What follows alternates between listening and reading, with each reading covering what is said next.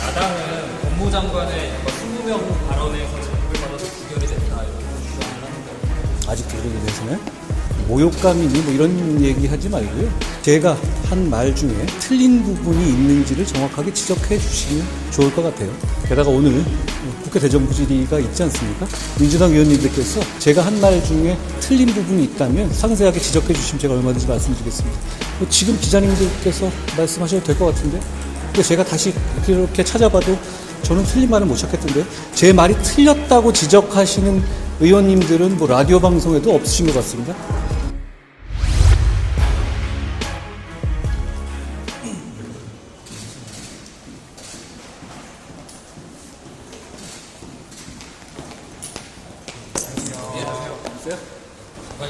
야당은 법무장관의 20명 발언에서 자극을 받아서 부결이 됐다 이렇게 좀 주장을 하는데 아직도 그러기 위해서는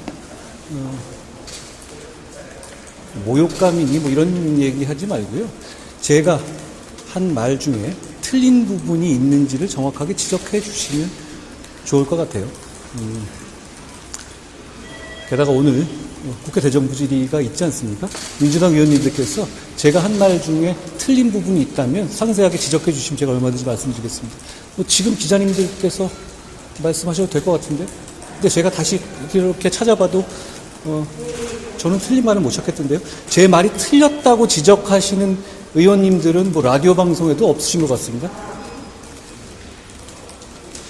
대통령께서 태양광 비리 언급을 하셨는데 국토지검에 특수단이 설치돼 있잖아요. 수사가 좀 본격화된다고 보면 될까요?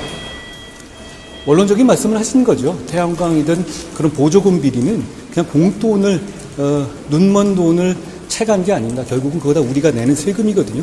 세금 도둑에 대해서는 엄정하게 수사하는 것이 당연하고 검찰이든 경찰이든 할 일을 충분히 잘 할 것이라고 생각합니다. 조국 전 장관이 서울대에서 파면을 했는데 예를 들면 절차에 따라 진행되는 것에 제가 특별히 언급드릴 문제는 아닌 것 같습니다. 장관님 그러면 여성 대상 강력 범죄자 신상공개 확대도 추진하라고 주문하셨는데 이거는 어떻게? 인권 침해의 우려가 없는지 충분히 고려하면서 필요한 조치를 저희가 제도적으로 구비하기 위해서 준비하고 있습니다. 우리 정부는 기본적으로 피해자의 편에 있는 피해자의 인권을 중시하는 정부입니다. 역시 신상정보 문제도 피해자의 인권 그리고 국민들의 인권의 면에서 충분히 고려될 필요가 있는 부분이라고 생각합니다. 과거 정부에 있어서 주로 이제 피해의자의 인권에 대해서 많이 여러 가지 조치들이 있었잖아요. 제가 그 조치들이 잘못됐다는 것을 말하는 것은 아닌데요. 그런 식의 어떤 부분들이 집중된 면이 있었으니까 이렇게 피해자에 관한 어떤 인권 부분도 충분히 고려하는 조치가 필요하고 저희는 그걸 정비하겠다는 말씀을 드립니다. 장관님 어제 대정부질의랑 기재에서 총리께서 후쿠시마 오염수 관련해서 배당 유포가 도를 넘을 경우에 사법 조치도 언급을 하셨는데 그거에 대해서는 어떻게 보세요?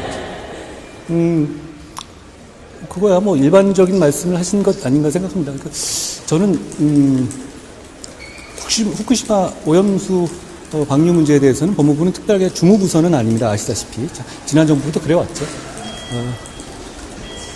완벽하게 처리된다고 하더라도 사실 그게 감정적으로나 여러 면에서 볼 때 그 부분을 달갑다고 박수치거나 환영할 수 있는 문제도 아니고 개인적으로 안 했으면 좋겠다는 마음은 저나 여러분이 다 똑같을 겁니다. 다만 이 현실 국제정치 상황에서 국익을 고려한 조치를 정부 차원에서 해야 하는 문제라고 생각합니다. 그리고 그게 그 이슈에 관해서는 과학을 무시하고 의도적으로 정략적으로 괴담을 퍼뜨리는 경우는 그건 당연히 국익이라든가 국민들의 직접적인 피해를 입기 때문에 막아야 되겠죠. 수산업자를 다 피해 보지 않습니까? 정치인은 피해 보지 않아요. 그렇지만 어떤 이 중요한 이슈에 대해서 뭐 그렇다고 해서 저희가 그 건강한 토론이라든가 합리적인 대화에 그 물꼬를 맞겠다 그런 취지 전혀 아니죠. 저도 이 부분에 대해서 국민들이 굉장히 이 심정적으로 이렇게 안 했으면 좋겠다고 생각하시는 거 저도 100% 공감합니다. 중국 대사관에서 2월달에 초청했다고 했는데 거부하신 이유나 상황에 대해서 뭐 제가 적절치 않다고 봤고요.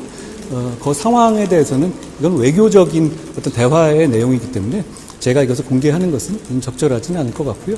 그 문제에 대해서는 저는 정부의 입장과 같은 생각을 가지고 있다는 말씀을 드립니다.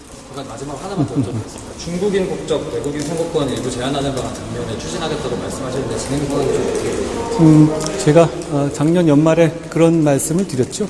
그렇지만 뭐 제가 기자님의 질문을 약간 바로 잡자면 저는 중국인 국적의 영주권이라든가 중국인 국적의 투표권을 제한하겠다고 말한 적은 없고요. 그런 뜻이 아닙니다. 제 말씀은 투표권이나 영주권의 문제는 국민에게 부여되는 중요한 권리를 외국인에게 부여하는 것이잖아요.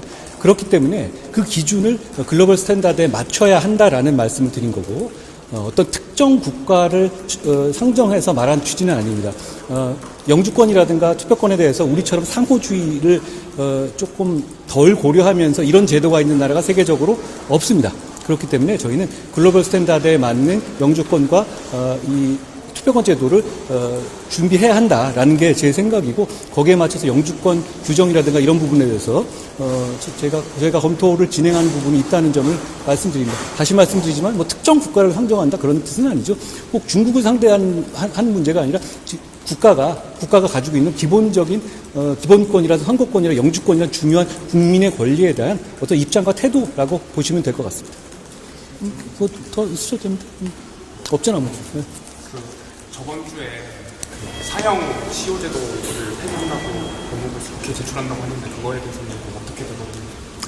뭐 사형제도에 대해서는 여러 가지 찬반의 논란이 있고 저희가 사형을 집행한 지 굉장히 오래된 나라이잖아요. 다만 이제 그 생명을 대하는 태도라든가 다만 범죄의 어떤 예방적인 효과를 가진 것에 대해서 여러 가지 이견이 있을 수 있는 문제입니다. 그렇지만 그 이견과 토론이 진행되는 동안에는 적어도 이 제도적으로 국민을 불안하게 하는 요소는 법적으로 없애야 하는 겁니다. 그런 차원의 요소입니다. 예를 들어서 사형제가 폐지된다. 사형제에 관해서 어떤 집행이 되지 않고 있다고 해서 사형을 선고받은 분들이 이렇게 길가로 석방돼서 나와야 된다는 걸 의미하는 건 아니잖아요.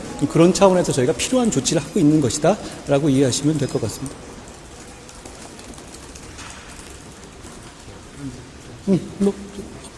됐습니다. 고생하셨습니다. 감사합니다.